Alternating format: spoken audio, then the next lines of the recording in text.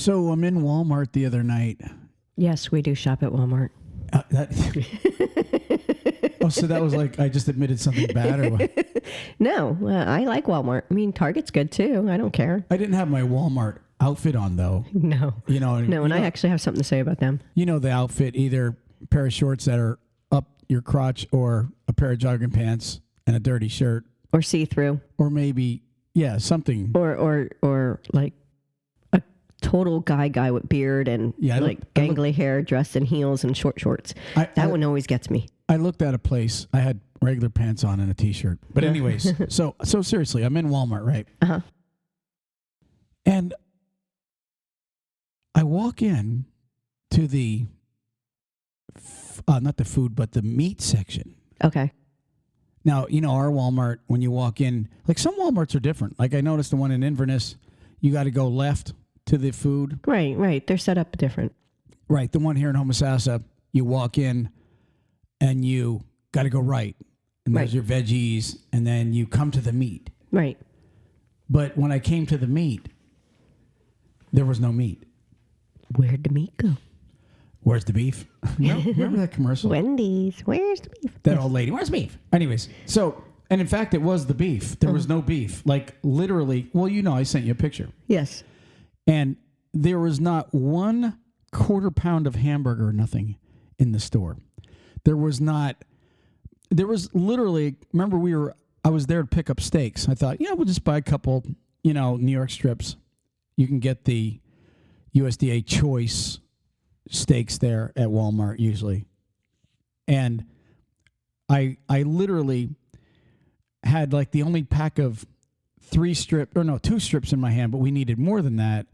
And so this couple came by and they were looking for steaks. And I said, hey, do you want these? And they took them, obviously. Duh. Hell yeah, we'll take them. But anyways, so there was a Walmart guy pushing what the heck, like a thingy with product on it. Mm-hmm.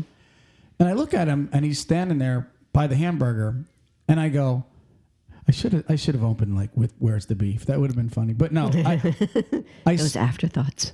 I should have said that. Where's the beef? But I said, where's the food? Where's all the food, man? And he looks at me and he goes, seriously, this is what he says to me. He goes, it's the truckers. Yeah. It took me back. I was like, I stood there for a second. I go, what?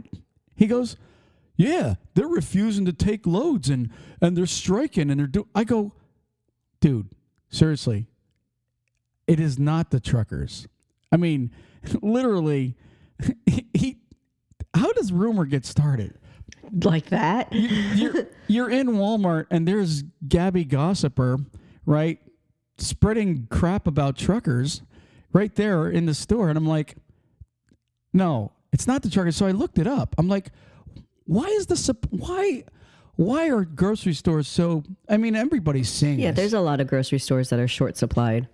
So anyway, so what they really are saying it's really attributed to is the fact that this Omicron... Seriously, this is like the new... like last year it was something different. This year it's, with the supply chain and the Omicron, even though nobody's supposedly dying from it, they're still getting pretty sick. And... So anyway, they're at home sick, and they said right now the average food chain place, or whatever the case is, even in trucking companies, they said the average staff is 50% at best. So even though there's not like a pandemic of people dying like crazy like they were in 2020, remember, that was the bad one, the COVID-19. So grocery stores, and what's funny is because when we went to Sam's yesterday, I walked into the vegetable area in the cooler. You know how they have the new coolers inside. You walk in and you freeze your tail off. Mm-hmm. Well, I said to the lady, where's the broccoli? And she goes, oh, we haven't gotten it out. So they're understaffed. Mm-hmm. A lot of these places. Some of them, if you walk into a store right now and you don't see it on the shelf, it's a good idea to go and ask them because there's a good chance that they may have it backed up. Yeah, they just haven't opened that particular, unwrapped that pallet. Right. So I mean, I don't see it being The truckers. It's the truckers. It's the truckers. It's the truckers. The truckers are starving us. Oh, no. You know what's funny, though? We could starve them. We could do a lot. I mean, truckers can do so much damage to society. But truckers aren't like that. American truckers have a heart. Yeah, they want to get paid too, and they want their families to eat. Yeah, and they want to eat. So we don't strike and hold out because they say if the truckers, if it was the truckers, and they just stopped driving for 3 days, and see what happens in 3 days is your shelf life stuff that is really needed, milk, breads. Although they do something weird to bread now. It lasts like 5 years now. It's Twinkie length. Yeah, bread used to die in 3 to 4 days after you bought it. You had to get rid of it. Yeah, now it got moldy before you finished it. Right. Now you don't even have to freeze your bread. You can just put it in the cupboard and wait a month and eat it. It's still good. They supposedly run it under ultraviolet lights or something. I don't know, but it's pretty. Yeah, it's kind of weird. But anyways, if truckers shut down, seriously, obviously the things that get delivered, milk, eggs, butter, sour cream, that kind of stuff. Right. Yogurt. Now, look at this. Baby formulas, medicines, all that stuff is, delivered by truck, originally. Oh, yeah. So it would be, you think this is crazy, this pandemic, if the trucking world said, you know what, we're sick of this. But, right now truckers are making really, really good money. So if they literally said, we're going to stop driving for even 3 to 7 days, I'm telling you, there would be pandemonium. I mean, where would all the trucks go? We wouldn't even need a disease. We could start so much trouble. Right. Well, even think about this. Like if the trucker said, we're not going to drive anymore, there's millions of them on the road, right? Nobody ever. I'm thinking of this. Where would you park all the trucks? There wouldn't even be room to park them if they just stopped them, because we rely on a lot of them to keep going. Mm-hmm. They have a hard time now parking in the truck stops. If they said, all right, that's it, every trucker agreed, which that'll never happen. Where every trucker agreed. That wouldn't never happen, but also it would be really cool if they could do like National Trucker Vacation, and they all have off for like a week, just to show people what they really depend on when it comes to the truckers. But when I get in a tangent, and I have over this specific thing where they're blaming truck drivers for the shelves being gone, right? And it happened at the studio. And you mean the dance studio? Yeah. Oh. So. Yeah, not this studio. So at the dance studio, one of someone was saying about how with the costumes, because our costumes were not coming in, we had to do like a mass quick order of costumes, and it threw everybody kind of out of their usual sequence. And I said, well, there's nothing we can do because we had to order what we could, and that's where it went. And some of them were like getting all, and then some of them said about, with the delivery with the trucker, I go, wait a second, let me show you the actual reasoning for this. Yes, the truckers were not able to deliver the product. Some of them were not having full companies to where they couldn't do it. I said, but let's take one step back. The truckers' trailers weren't filled with the product that you need. In return, the people that make that product that you need, they were either out of work, or they couldn't get the product to make what you needed. I said, it all stems from the very beginning of it. How do you get that product, the material? Well, that material comes from somewhere, and then that material goes to another place till they sew it together, and then that goes to another place where they do more stuff, and then it gets to the trucks, and then it goes. I said, so it all stems back to the very first person that didn't want to work because they couldn't get the product. So it don't start with the trucker. It starts with way back with the product being made. Right. And you ever stop to think about this also? Right now, every trucking company and their brother has been promised all these rigs that are sitting with this Microsoft chip left out to where their cars, trucks, everything is just sitting. And so what I'm getting at is trucking companies rely on new trucks to grow. And so with parts and everything being backed up, like say you have 50 trucks. Well, there's a good chance if you have 50 trucks in your fleet that maybe 5 of them are down with parts that need to be, that are waiting on order, all kind of knock sensors and everything, or they had to rob it from another truck to keep that one going. So either way, a lot of companies have actually shrunk. A lot of people don't realize a lot of companies right now are a couple % down because like I said, they rely on new trucks every year coming in or used trucks, and the supply chain is just not there. So that's affecting trucking, but you can't blame the truckers. I mean, that's to me is like... The only truckers that we can blame are the ones that don't want to actually go out and work. I mean, that's not us blaming them. That's their choice not to go out and do the physical work. And that's what I had said to the people that when I was telling them about the studio, I said, if you want to blame people, blame the people that don't want to go out and actually make the product. The people that don't want to go out and work because they want to take the checks from the government. They don't realize those government checks are making everything else go up too. Well, let's talk about that for a second. Something I've been really checking into. So listen to this. Just listen to this for a second. I've been reading a lot where, they're saying, okay, people are lazy. They don't want to go back to work. But some of them have a valid point. Now listen to this. A lot of them are saying, I'm not coming back to work for your cheap wages that I was working for before. Now think about this for 1 second. Even let's take trucking companies, for example, Walmart. I don't care who they are. Do you know how much inflation has gone up to where these guys are now making way more money than they ever have? Seriously, wages really haven't gone up like they should with most industries. So let's say you're a trucking company. Let's say you're a trucking company right now, and before the pandemic, you were paying people 45 cents a mile, whatever, right? Well, right now, the average rate is, honestly, anywhere from 60 to 80 cents. A lot of these guys are getting, right? But a lot of companies are, there may be companies right now going, oh, Troy, shut up, blah, blah, blah. But you know what? Why should I shut up? Your rates that you're getting, right now, the average dry van rate, if you look, all you got to do is go on truckstop.com or on the DAT, and the average rate is just at $3 a mile for van freight.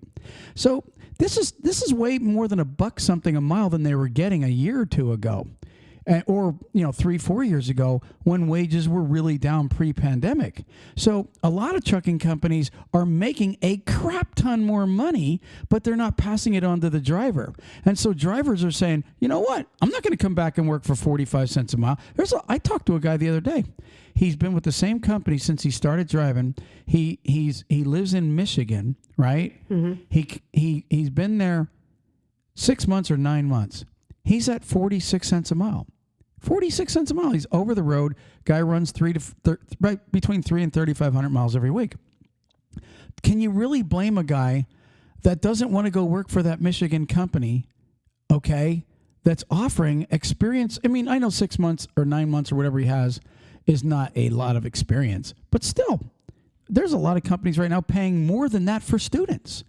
Well, that's going across everywhere. I mean, the medical field itself, I mean, they're bringing in people to fill spots, and they're paying those people huge bonuses. I mean, there's some that are getting $3,000 to $5,000 a week. But I'm not talking about those, Ruth Ann. No, I'm saying that they're doing it all over is what I'm trying to say. And what a lot of people are saying is pay the people that are with you now. Stop paying these outrageous rates to bring new people in. Pay the people that are loyal to you right now and working. Right. And I see what you're saying there. A lot of them are retooling but what I'm getting at is there's a lot that are not. Like, for example, if you're just a regular Joe worker, right? Let's just say even Burger King. Now, I know people get insulted when they hear that Burger King people want more money, but those guys get usually 25, 30 hours. They get no insurance, and you want them to come in there and work. But guess what? If you go to McDonald's or Burger King and order a meal for you and a couple people, that's like $30 to $50 now. Yeah, it's getting outrageous. Okay, so why can't they pass that on to their workers? Now that inflation and you've upped your damn Whopper and your Big Macs, why can't you pass it on to your workers? So that's why they don't want to go back. They're begging. I'm reading this. They're begging these guys. You know what they're doing over in Daytona area right now?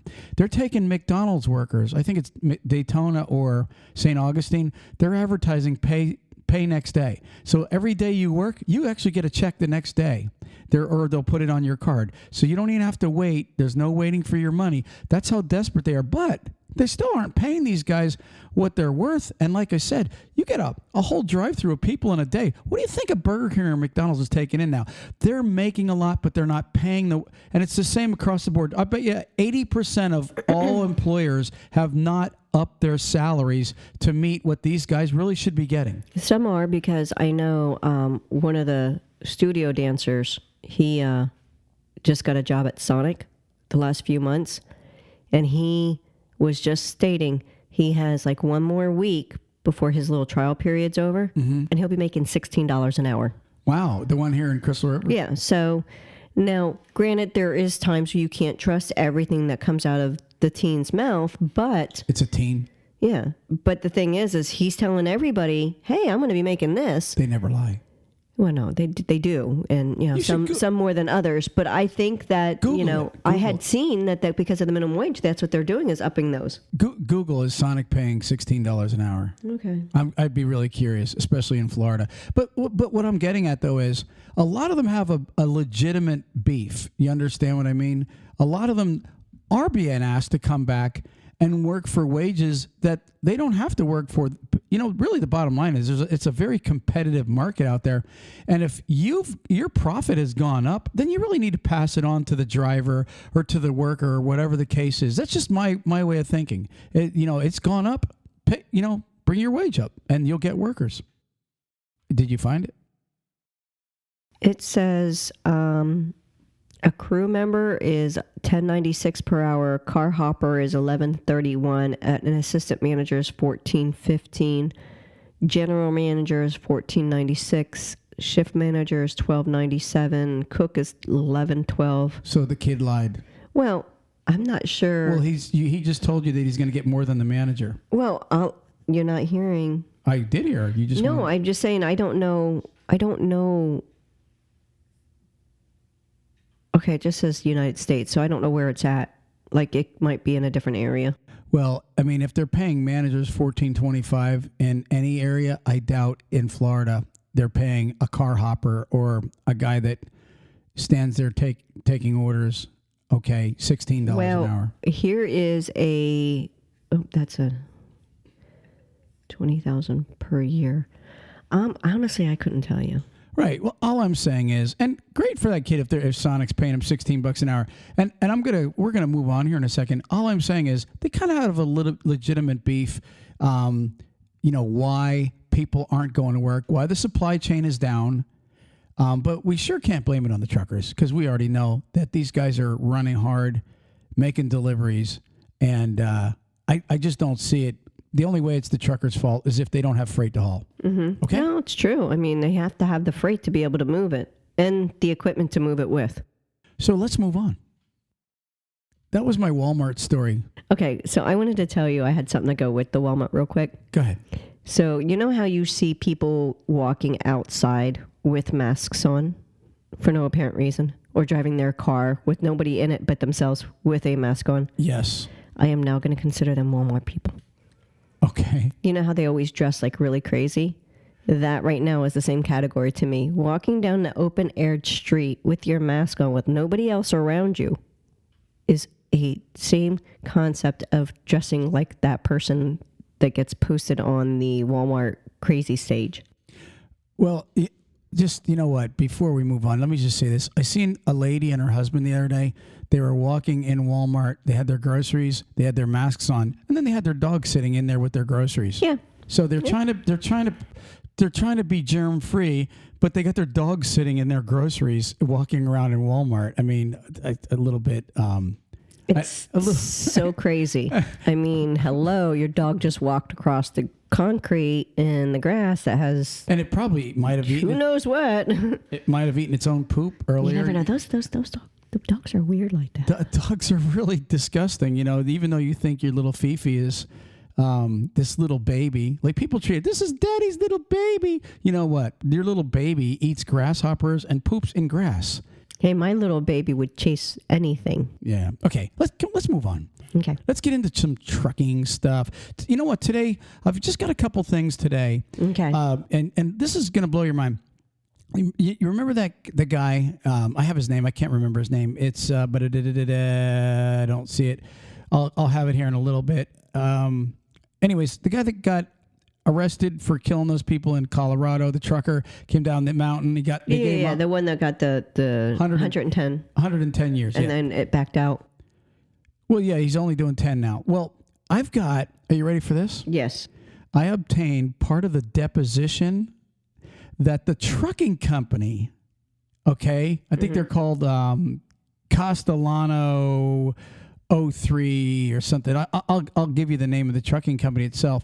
But anyways, they went and deposed her. A lawyer did. You know what a deposition is, right? Yeah. So she had to do a deposition with this lawyer in 2019 after the I think his name was Aguilera or something like that, after he got arrested for killing those people. So I have part of the deposition. I have an arbitrational sheet that we obtained also that I'm going to read out with the fines and the stuff they were charged with, which will kind of blow your mind. I mean, literally, because I keep saying that it shouldn't just be the driver paying for the price that he did. He was a new driver, blah, blah, blah. But anyways, we're going to get into that.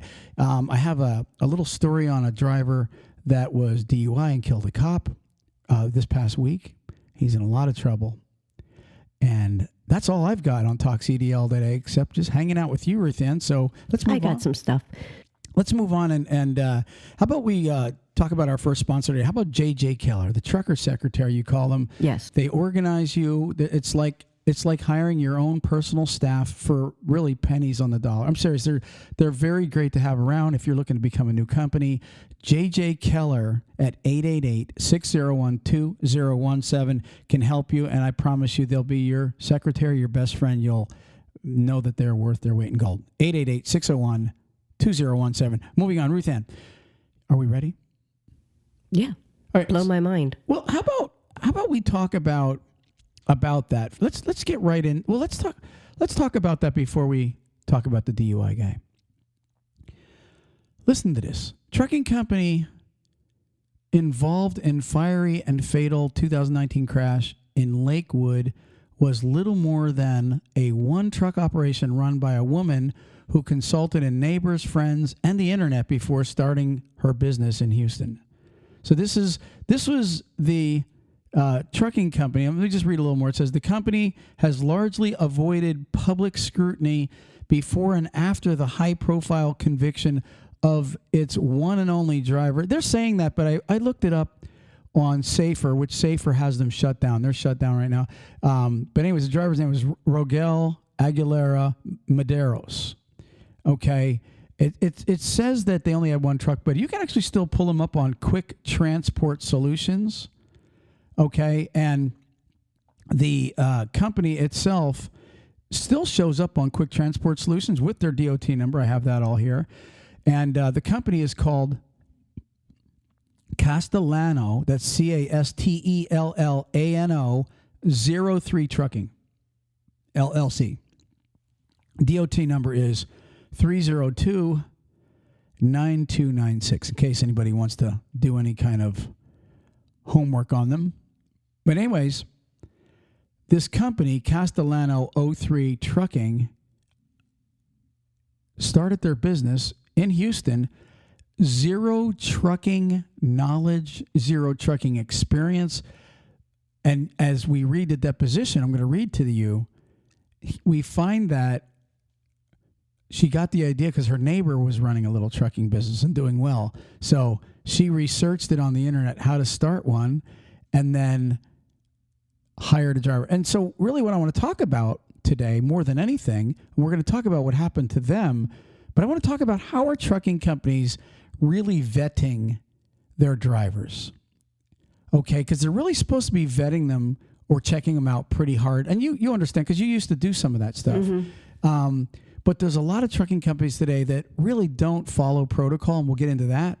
But before we do, I want to show you what I found on this company, Castellano 03 Trucking LLC.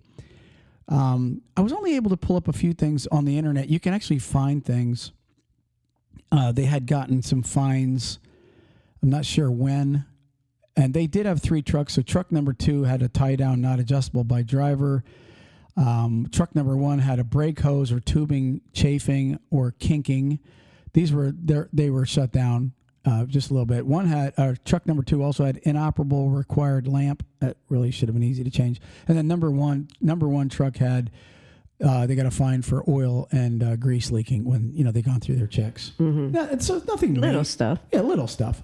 But now check this out. This is really interesting. This thing I found here. It's the arbitration. It says before the United States Department of Transportation, Federal Motor Carrier Safety Administration, and obviously the I don't know what you call them, the plaintiff, or not the plaintiff, but the Defendant. Yeah, thank you. Defendant would have been Castellano 03 Trucking, and I have her name, which I'll be giving out here in just a second. The lady that owns it, and this is an arbitration because they got a bunch of fines back when this accident happened. Now, tell me this doesn't blow your mind. Their total in fines that they got was a little over $10,000. Are you kidding me? I'm going to read it to you. This is what the company that hired the driver, they got a little over $10,000. And wait to hear what they got the fine for. So it says Castellano 03 Trucking LLC, motor carrier, and the Department of Transportation's Federal Motor Carrier Safety Administration each executed an arbitration agreement voluntarily electing the binding arbitration procedure to be conducted pursuant, and then it gives the fancy numberings. It says this procedure also is conducted in pursuant to the guidance published in the Federal Register. Gives a bunch of numbers. Then it says the carrier admits. Now this is where Detective Ruth ends. I know you're churning over there. The carrier admits to the 11 violations found during a compliance review conducted in 2019, but takes issue with the agency assessed penalty of $10,310. So if they're admitting they had issues, but they don't like what they had to pay. Oh, wait till you hear what they fine them for. But my thing is, if I had a trucking company and my driver killed 4 people and literally wiped out 28 vehicles, that's how many vehicles were involved in this. If we had a company and our driver did that and we got a $10,000 fine, I'd be thanking them. Thank you for not giving me a $5 million fine and suing me. Mm-hmm. So check this out. It says the penalty of $10,310 and payment schedule. 1 count is for violating now listen to these charges, 49 CFR 382.301. I'll repeat that again because I know drivers are going to be looking it up. Violation 49 CFR 382.301.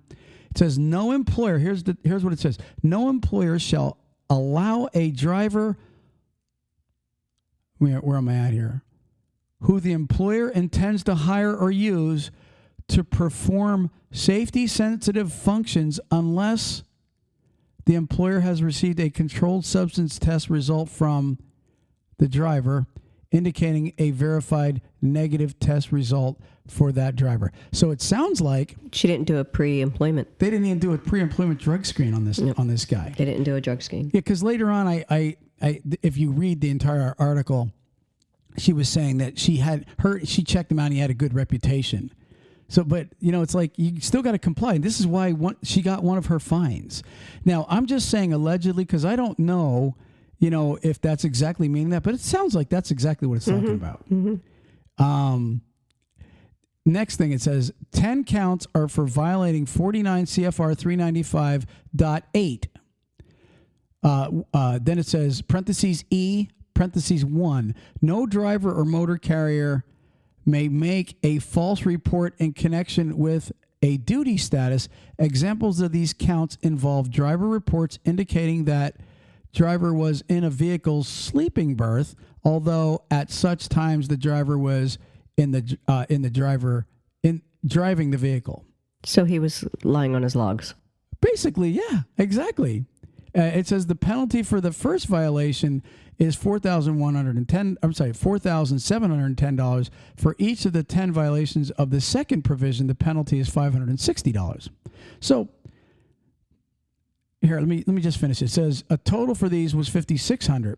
The arbitration agreement specifies no minimum penalty, but a maximum penalty to be assessed of $10,310 to be resolved by the arbitration procedure is the amount of the penalty and the terms of payment, with the result to be final binding on. This was back then in 19, and so it was arbitration, it looks like, was on May 13th in 2020. Each party and arbitrator participated in the arbitration hearing, during which additional information was ascertained. And so I even read on, and she just had to pay like $1,000 a month until it was over. I mean, seriously, she should be on her knees thanking them that they were not going to go to jail themselves. Right. Because she didn't do any of the proper background checks and so forth that the FMCSA needed. By the likes of what you're saying, if she didn't do the pre-employment drug test, she probably didn't do half the other stuff that's needed to perform those duties. Like FMCSA requires you to show 2 years of past employment in the last 3 years. So you have to have record of that, of you contacting the company and getting what the drug and alcohol results were. I mean, even though they have the clearinghouse, you're supposed to have the drivers in the clearinghouse. And there's a lot of stuff that you have to do now as a company because of these situations. Well, I have that all written down for after the deposition. We'll kind of go over that, what you were just saying. And you're more of an expert on that than I am. Would you like to hear some of the deposition? Sure. When the lawyer, when she was questioned. Okay. Here's what it starts out. It says, question. Let me blow it up a little bit. It says, oops. It doesn't say oops. Okay, it says, and did you have anybody that you were in business with at Castellano, or did you do that all on your own? You know what I mean? Go into trucking. Mm-hmm. She answers, no, I did that on my own. Next question. So was Castellano an LLC, a corporation? She said it was an LLC. And you did that on your own as well. She said yes. So she was smart enough to, get her own LLC and get registered, get her DOT number and all that other stuff.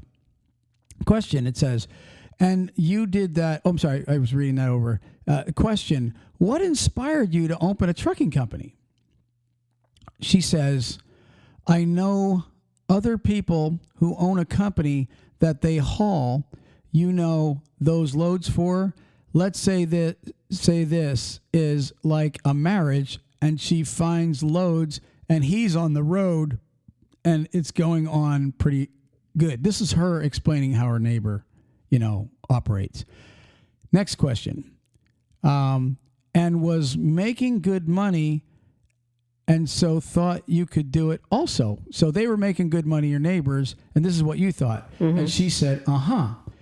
And lawyer says, well, could you say yes or no? And she replies, yes. Next question. You said you had a friend who knew about the laws. Her answer, no. They have a company the same as me. They open it. Next question. Who's this friend? She says, it's a friend that we have that on the same street where I live at. They closed that, actually. So the friend's trucking company was closed down by the time this deposition went on. Mm-hmm. Question. So they are a neighbor. Her answer. It's like a neighbor, yes. It's like a neighbor. So it almost sounds like she's a little BS and, But anyways, next question. So one of your neighbors had a trucking company and you were doing pretty well at it. Her answer, yes. Question. And you decided you can do that too. And she said, yes. Last question.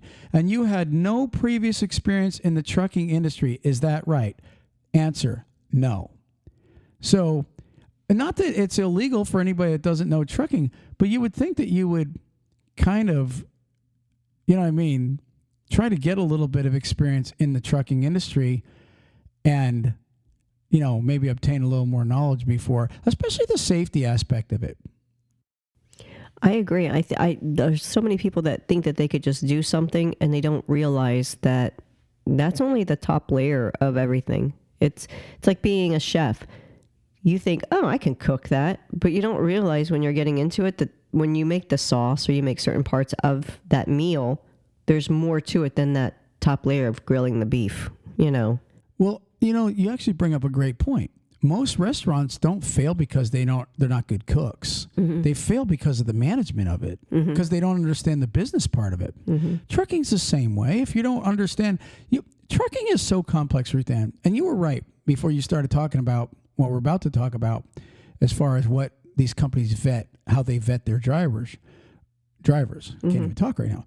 But anyways, a lot of these people get into it like it was like the lawyer was asking her, you're basically getting into this because your neighbor is making some good money and you had a couple bucks and could get a truck. That's really all that was with her. Mm-hmm. You know what I mean? And then okay, I'll get a driver after that. It's like, and they don't understand, especially the safety part of it, the FMCSA, all the regulations and rules, not to mention the management part of the business itself. But when you start hiring drivers, now you've opened up a whole new can of worms when it comes to having your business in compliance. It doesn't sound like she was in compliance from day one. Didn't even sound like she drug screened the guy. No. How do you do that? And let's get into real quick what you were talking about earlier. Vetting. There's a lot of trucking companies out there, okay, that are really compliant. You know that. Mm-hmm. There's some company, DOT. What are they required? 3 years. I mean, you're required to give a 10-year work history. But yeah, you have to give a 10-year work history generally for the company itself. Right. And for if you get audited by the DOT, they need to see what the person's been doing for 10 years. But as far as employee background, the VOE checks, which is the verification of employment, you have to have 3 years on file of actually contacting their past employees or employers and their drug and alcohol history, any accident history, complete works. And what I was told by a lot of safety directors, the actual rule of thumb is they have to actually have 3 documented attempts for each. For when a driver applies for a company and he has 5 jobs in the last 3 years, 36 months. Mm-hmm. Okay. So technically we're in February of 2022. So technically they would have to go back to February of 2019 to be able to say, we checked out everything for the last 3 years. Mm-hmm. Well, let's say they call, or, let's say it's a small company and they have to call them and they say the company doesn't answer. Okay, so now they have to document that they attempted on this day, blah, blah, blah. Right, dates and time. Right, they have to do that 3 times. But most good companies that I know, they will not hire that truck driver if they can't at least verify what their insurance needs for them to hire. Like some will just BS and say, yeah, the driver has this amount of experience. This is what he put down in his application, but they're not really checking him out. Apparently, it almost sounds like what she might have done. If she even did some of that. But with what you were saying about documenting, the reason that came about is because in 2007, when so many companies went out of business when the big crash hit, the FMCSA gave some leniency because a lot of those mom and pop shops that a lot of drivers worked at, there was absolutely no way to prove that they even existed anymore because drivers didn't keep certain records. That's why companies were like, well, did you keep any records? What about your old logbooks? What about this? What about that? A lot of drivers weren't keeping them, so it made it difficult.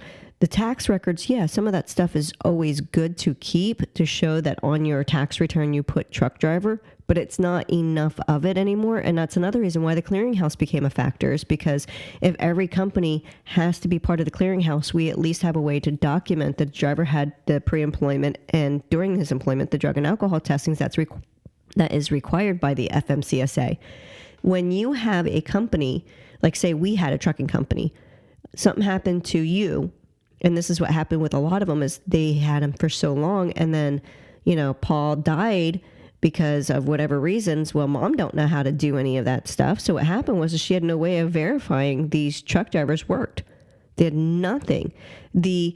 All these oil rigs, all these oil fields where they had the drivers coming in, making bukus of money driving for these oil fields, And then all of a sudden, after 2 or 3 years, they dropped. Well, we couldn't get a hold of those oil field companies. So we're scrambling, trying to get these drivers to still be able to work and use their CDL when we can't get a hold of any of these companies. FMCSA gave us a little bit of allowance, but it's still not enough because the insurance then doesn't, like if you worked for an oil field company for 3 years, I made the contact 3 times. I document it. I do everything I can to show that you provided some information that you've worked for this company. But if we don't have enough information for the insurance company, there's nothing we can do. Even though the FMCSA said, okay, you have enough documentation. You did everything you possibly could to get this driver to keep working again. He's got no records on his PSP or anything like that anything bad was about him. But the insurance company says, it's not enough for me, buddy. I can't do anything. I was talking to a guy the other day that owns a small company in Chicago. Really nice guy. He has like 20 trucks. And he said his big thing is if he can't get a hold of anybody's employers, but he can see a bunch of inspections on his PSP showing, and of course, good inspections showing this guy, okay, he's not lying. He was with the company. He's got good inspections. He said, listen, I'll give that guy a chance, okay, if I can at least show, pull higher rate and at least see, okay, even though the company's not getting back to me, I could see that he was there. Right. The only thing is, obviously, like you said before, you have to also get a negative drug result for the past 3 years. But if the companies won't give you that, you have no choice. But at least you vet it into it enough to where you can physically see on PSP, this guy was driving for that company and he had good inspections. This guy was working for this company. It's on their higher rate, whatever the case is. At least they can use that if they were, something were to come back to them later. But if you don't actually physically get in fact, most companies, they don't even want to hear it over the phone anymore.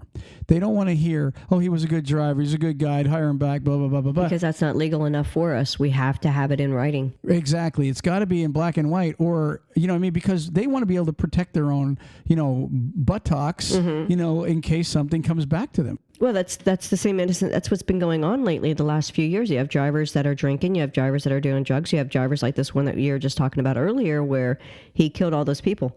These are the reasons why we have to, as a company and with the insurance, really go through and dig up on these drivers to make sure, because it's a liability.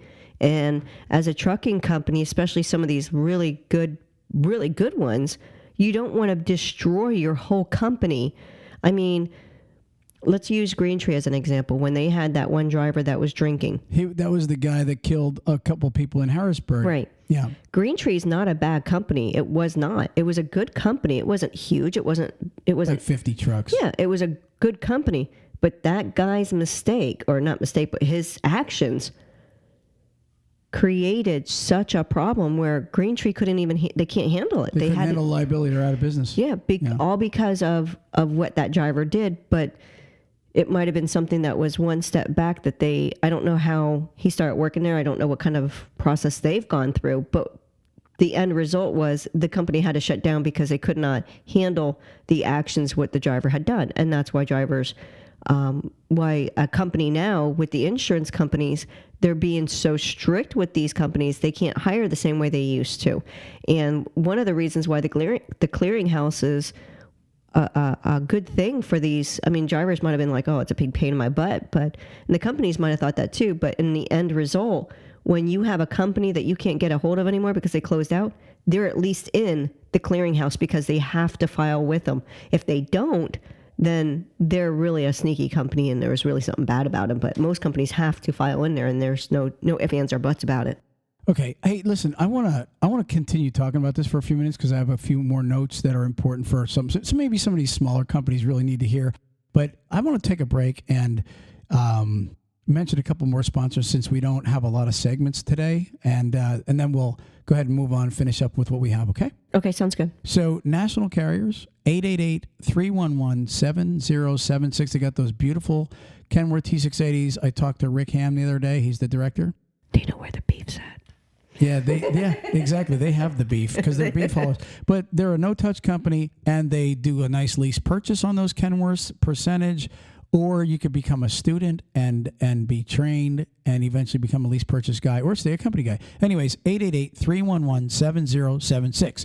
Next sponsor, drivers out there in the United States, if you are east of Texas, Carter Lumber has over 160 locations, and they are looking to hire Class A and Class B local drivers. That's home every day with benefits. Get to live your life at home instead of out on the road. If that's what you're really looking to do, drivers, go to www.carterlumber.com/TalkCDL. I'm going to give it to you again. It's carterlumber.com/TalkCDL. It's like a 5-questionnaire sheet, little application. You fill it out. They contact you, get you in for an interview, and hire you after they obviously vet you. Ruth Ann, one last sponsor, we'll do this all real quick, is LoadSmart. Camion, a company called Camion has made an application, which is a calculator for owner-operators, lease purchase drivers, small fleets, large fleets, whatever. They put in their information. It integrates with all their software, and it tells them what they're doing wrong as far as losing money, or it tells them that they're doing well. Either one, it's nice to have it, and it's free. Go to Camion.io/TalkCDL. I'm going to give it to you again. Camion, Kamion.io/TalkCDL, and it's free. Can't beat that. Someone free giving you information to tell you how well you're doing as a company. Go check out Camion's break-even calculator. All right, Ruth Ann, let's finish up on this process that we were talking about, because I think it's important for companies, and especially in today's market, a lot of companies are being formed. A lot of drivers are starting companies, and they really should know, like you were talking about, this has to be in writing. It has to be, verifications have to be done. You have to document your 3 years. The other thing that a lot of these companies should know, if you have a driver that quit and then somebody sends you a verification, technically you have 30 days. But they are cracking down right now.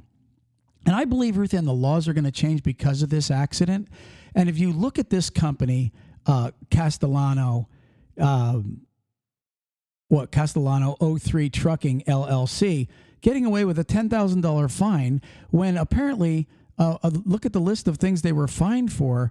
I personally think that they should be involved in I hate to say it, but it almost sounds like they probably should have a little lawsuit on their hands. What do you think? They might be. I mean, we don't know what's going to happen yet. I mean, the people that they could still go after them, the people that were injured and killed, those families, and even civil, and even the government could still end up coming back at them, the state, for the actions, because they did not do everything properly. They could still go and do more. So I wanted to give out the owner's name, because I was talking about the trucking company. We mentioned the driver. I think it's only fair that we give out everything. So Castellano 03 Trucking LLC was formed by a lady named Yaimy, that's Yaimy, Yaimy Galan Segura. That's YAIMY-GALANSEGURA. She was the owner of Castellano 03 Trucking LLC, the owner of the truck, and she's the one that hired the driver that went and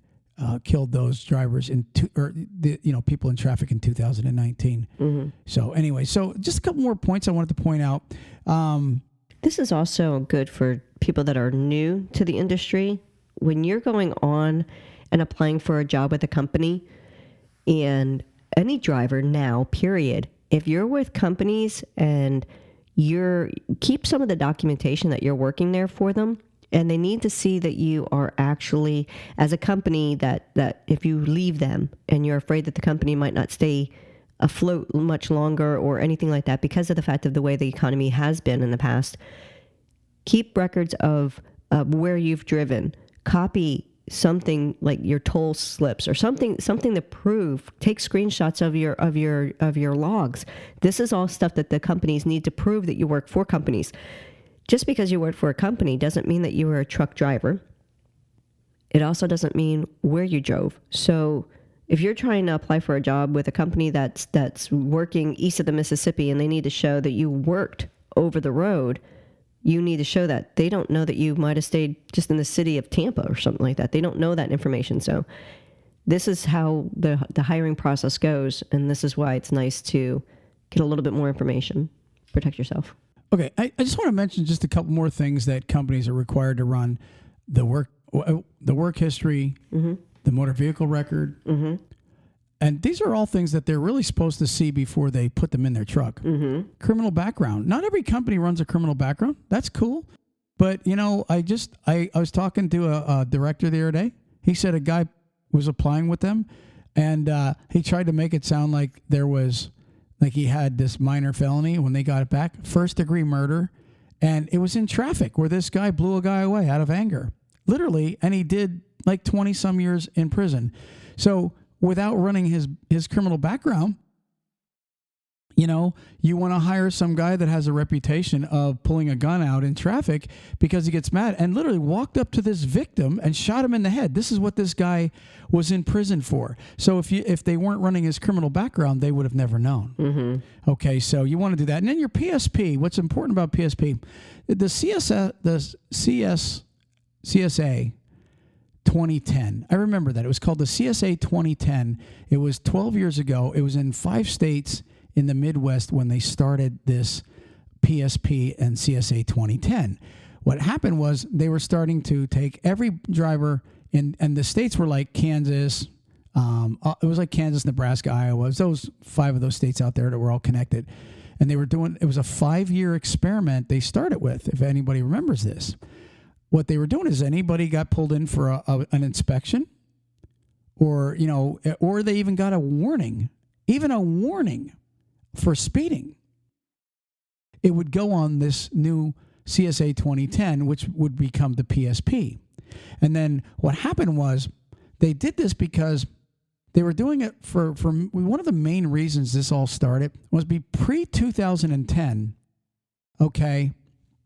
If you got pulled over in your tractor trailer, and let's say your brakes were out of adjust, you didn't get a fine. The company got a fine. You see what I'm saying? They would fine the company. Well, what they started by doing this, they started saying, no, this new CSA 2010 PSP was going to now be against the truck driver. You get a ticket for a mechanical ticket, it's going to be on your safety rating. But then also what they managed to do was the drivers started saying, screw this. If you don't have good equipment, I ain't driving for you. It really did work because a lot of companies have stepped up and have really, most of them have their trucks in compliance. Right. Where pre-2010, they didn't, and a lot of times they didn't even pay the fines, blah, blah, blah. It was just a nightmare. Right. So running a PSP report, maybe a truck driver, again, you can verify that he's actually working for a company because you could see that he had inspections. Right. But also, you could also check to see if he's lying to you because now a couple companies show up where he was inspected, but he didn't have it on his application. It might not even be on his DAC or hire right. Right. So PSP is very important. It also shows if the driver's doing his pre-trips and stuff, because if the driver's not doing his pre-trips and doing his inspections the way he should when he does his pre and post trips, the company doesn't know, hey, the brakes are bad until the driver says, fix my brakes. Or these hose lines are starting to rot and we're going to have an issue with our air brakes or something to that effect. Anything, the couplings.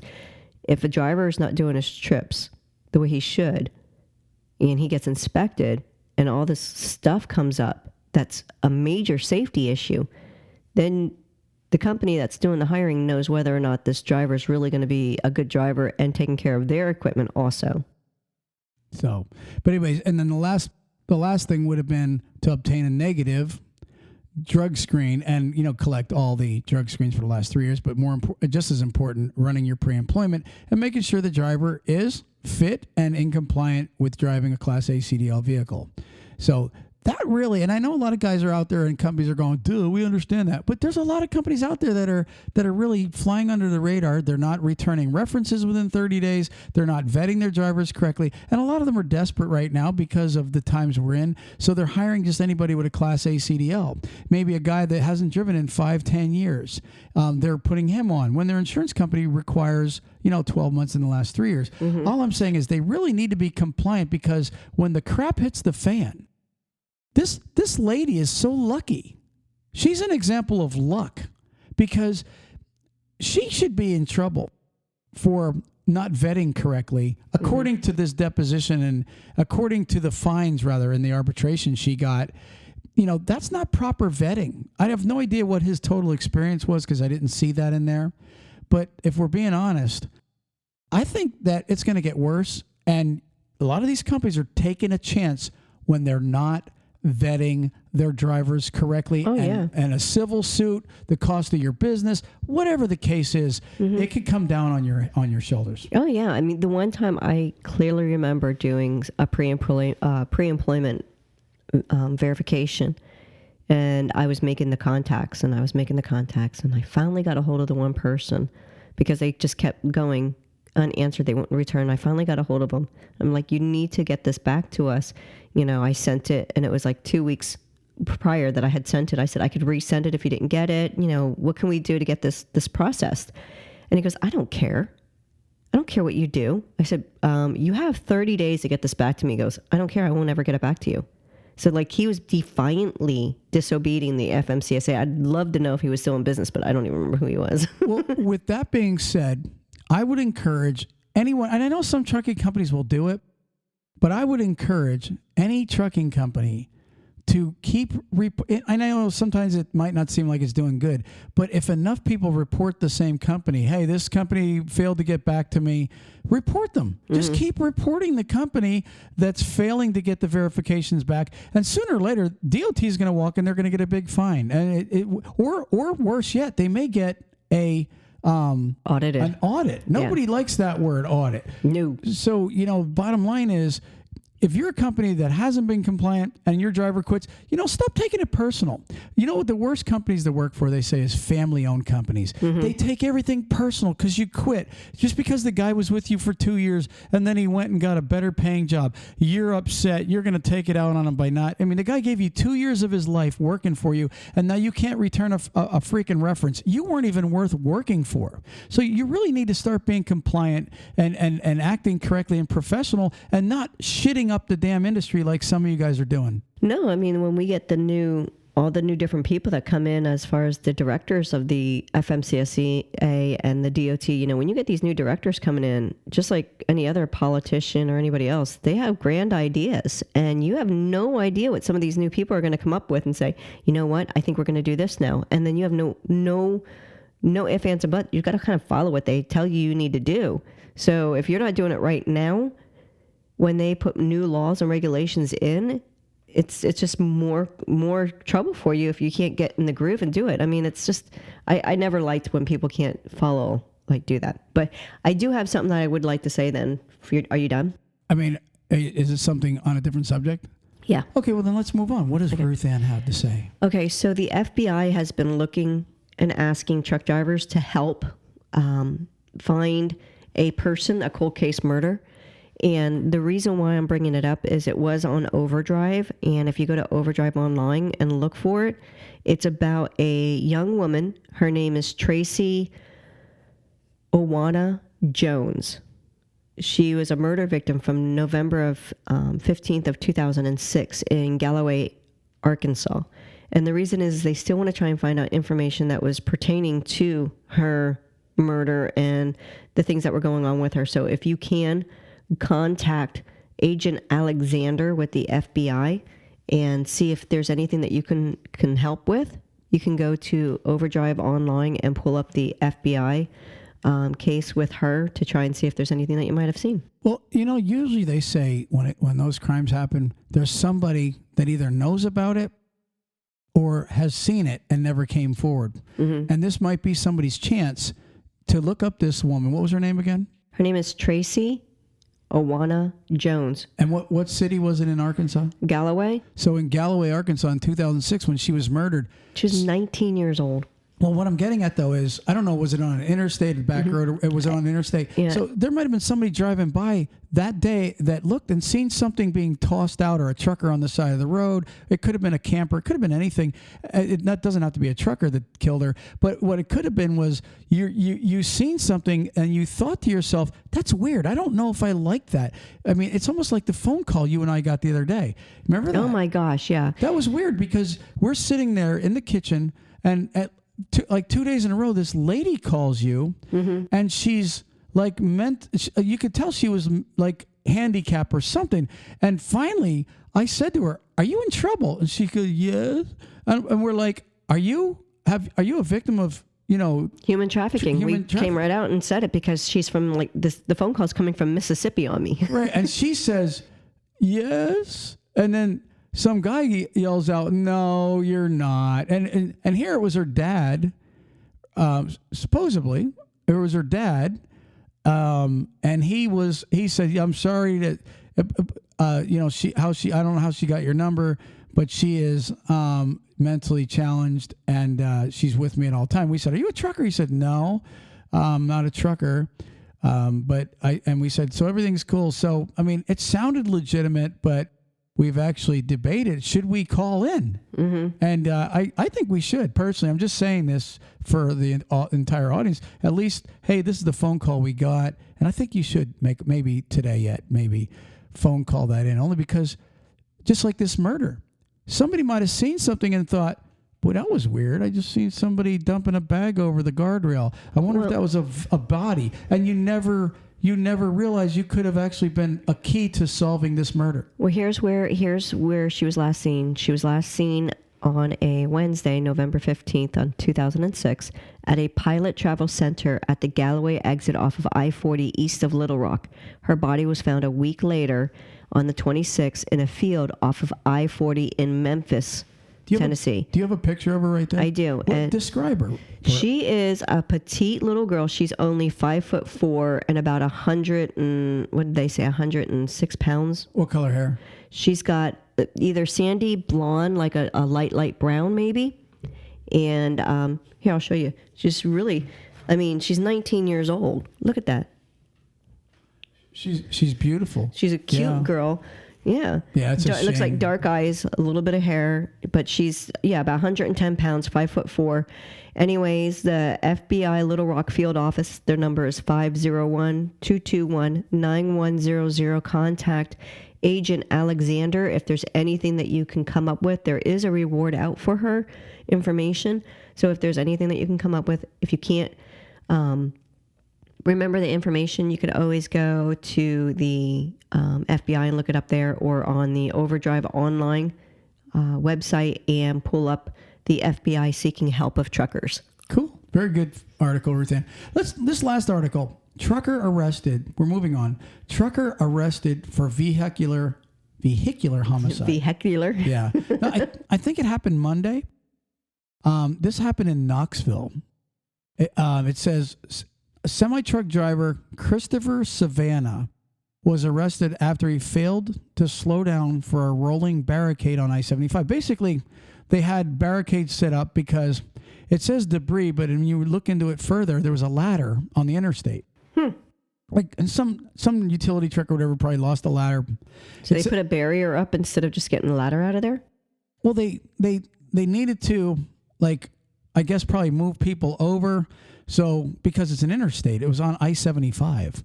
So people are doing, 75, 80 mile an hour. So anyways, it says Savannah struck and killed Deputy Sergeant Chris Jenkins. Sergeant Jenkins was actually... he was the barricade. However you want to call it. I mean, it says Jenkins, who was removing debris or a ladder from the road. Tennessee Highway Patrol had a list of warrants for the driver, which said he was under the influence of marijuana. So here's a guy, he's all stoned, and he's driving a track trailer.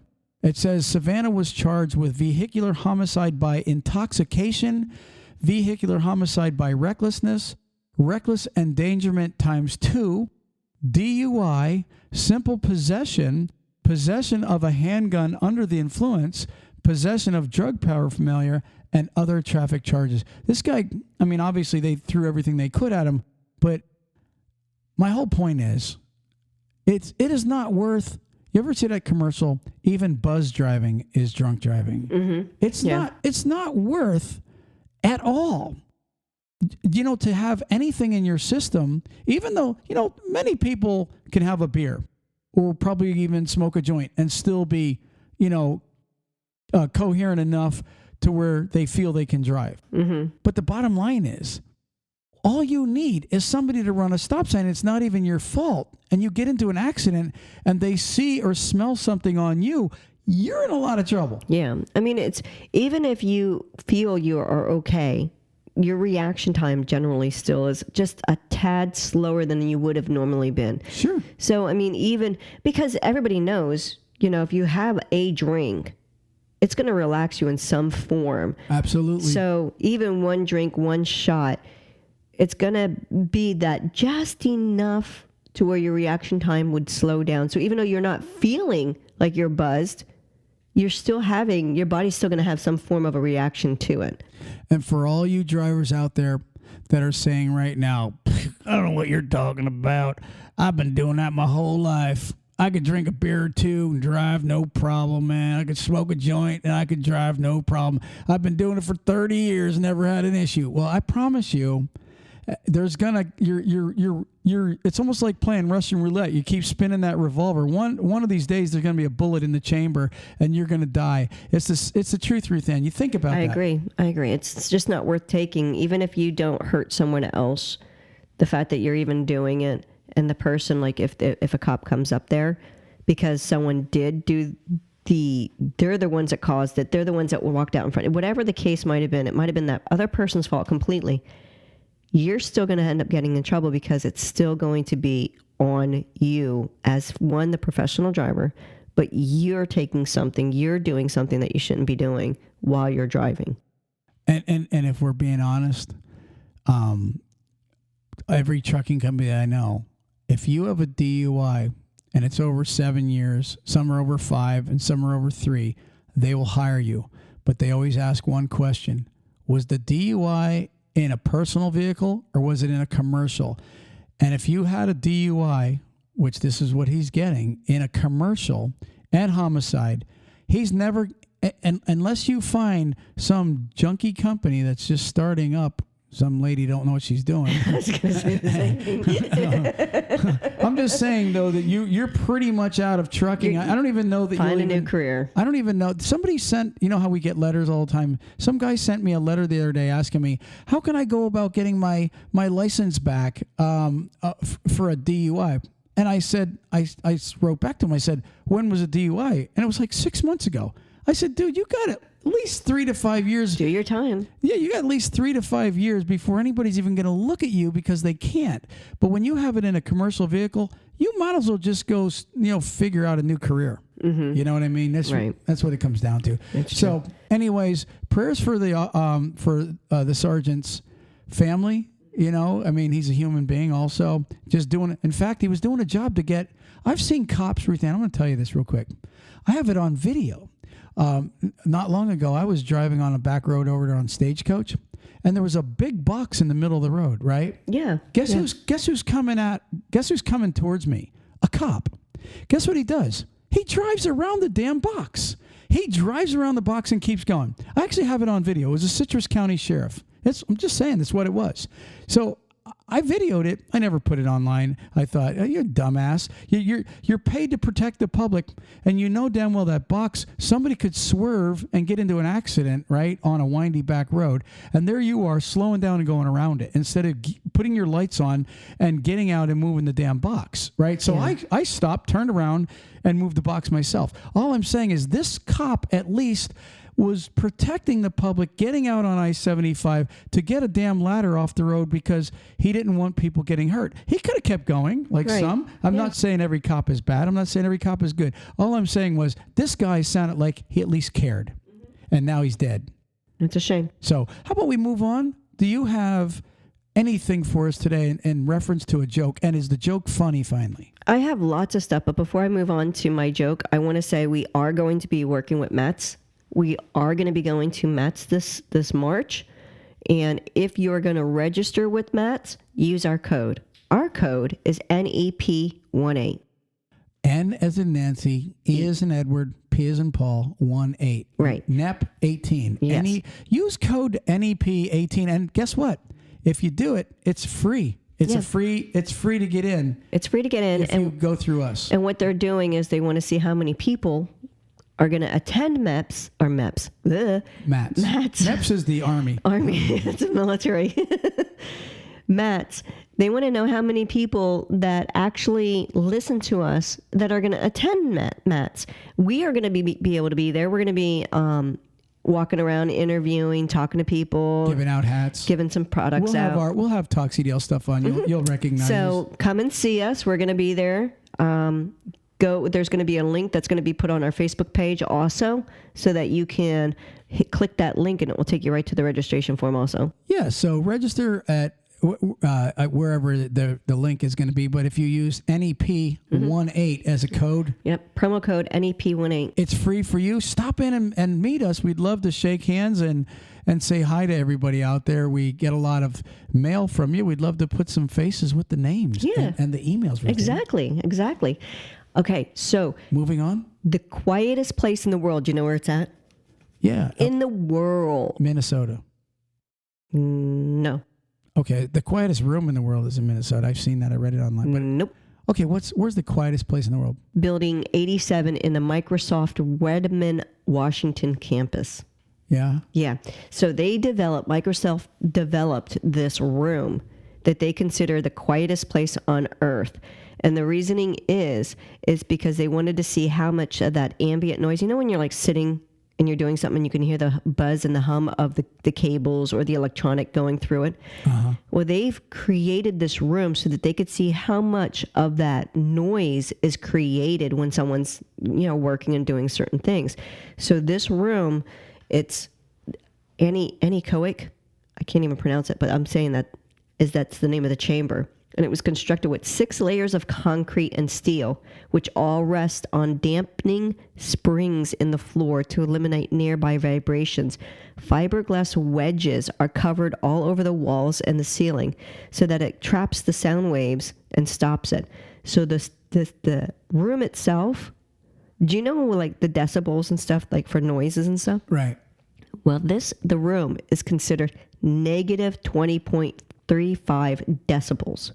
It's actually incredible. They had this other one in Minnesota, and it was probably, the one you just read probably is now the quietest, but this one used to be, and they said the average person can't go in the chamber for more than 45 minutes or they'll go insane because like your heartbeat sounds like that's what this is. Bombs going off. Yeah. It said that you can hear. It says what's normally unaudible can now be heard, which is the rustle of the clothes, sounds like a roar of the ocean, and then your body creates its own soundtrack with the digestion. See, my stomach always is making funky sounds. Like it will get loud.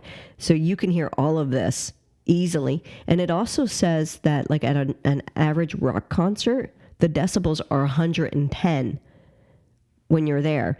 So, and then to listen to gas or liquid molecules colliding with each other, that's a negative 23. So to give you the idea then, at this room being negative 20.35. Crazy. It'll blow your ears out. I kind of got like chills, like creepy chills. Like I would never want to be in there because I don't want to hear my heartbeat and the blood flowing through my veins. I don't want to hear me breathing. I don't want to hear all that stuff. So it's just like, that's craziness. I would not want to hear your fart in that room. That's for sure. Oh, that would sound like a nuclear bomb. All right. Hey, so you know what? We are actually at an hour and 12 minutes right now. So why don't we move on? What did one pickle say to the other when it didn't get its way? Oh, gosh. If I don't laugh at this, I'm cutting your joke segment out. No. So the question was, what did what? If you were a pickle and I was a pickle and you didn't get your way, what would I say? What did one pickle say to the other when it didn't get its way? Tell me. Deal with it. Deal. Deal with it. D-I-L-L with it. Deal with it. Deal with it. See, even you didn't laugh at that one. No, I did a few times. Yeah, okay. Deal with it. Deal with it. Deal with it. All right, so my word from Word Genius. Yes, Word Genius. Is we were watching, and I thought it was pretty funny. We were watching Despicable Me with Scarlett. Funny. That was funny. Yep. Despicable Me 2. That's where the minions get injected and they become monsters. Yeah, they're all purple. They're purple. But what was the doctor's name? Navarro? Dr. Navarro? Dr. Navarro. Navarro, yeah. So here, listen to this. I'm nefarious. Omnifarious. I've heard that name before. Omnifarious. So omnifarious is compromising or relating to all sorts of varieties. So if you're looking at like jelly beans, it's like there's so many different varieties. It's omnifarious. So the political panel was omnifarious in order to spark debates, or the farmers market had an omnifarious tomato display. Nice. So it's such a variety. So that's something good that the drivers can be using. Yes. Omnifarious. And look at the omnifarious selection of trucks out there. Oh, I think there's 5, maybe 6. Okay, Ruth Ann, I think we are out of here. Peace. Peace. Praise the Lord.